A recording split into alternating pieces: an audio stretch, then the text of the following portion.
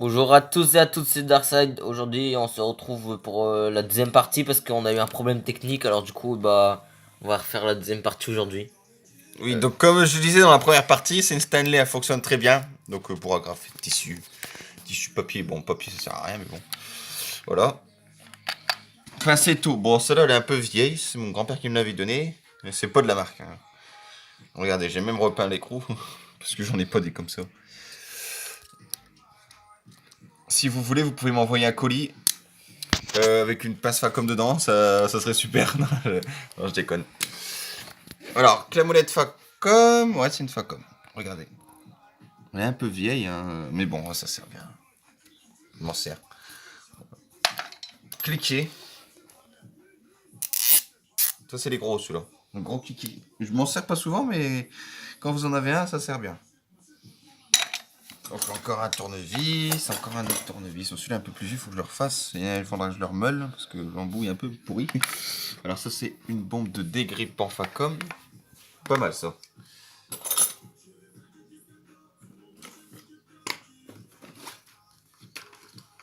Alors là, une passe à bec plat Facom que j'ai eu, je crois que j'ai eu gratuit, je sais plus où je l'ai eu.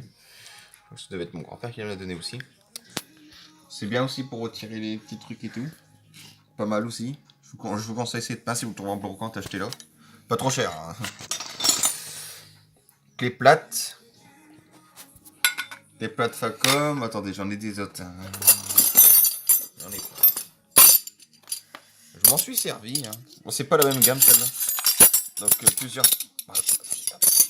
clés plates Facom. Celle-là, c'est pas la même gamme que celle-là. Mais bon. Alors voilà. Donc sinon très bon. Gamme de chez Facom, ouais. Voilà.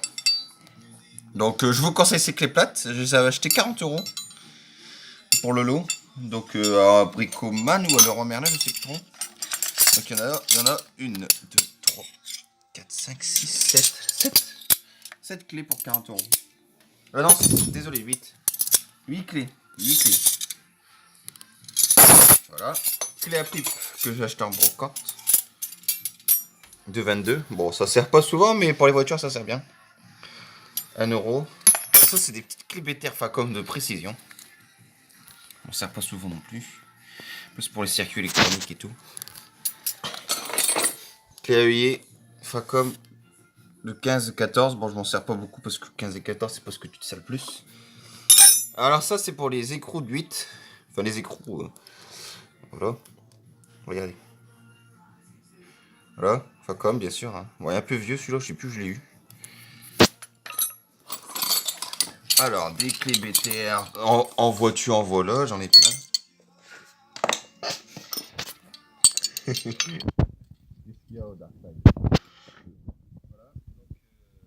Ça, je l'ai acheté avec la caisse à outils, je l'ai eu avec offert.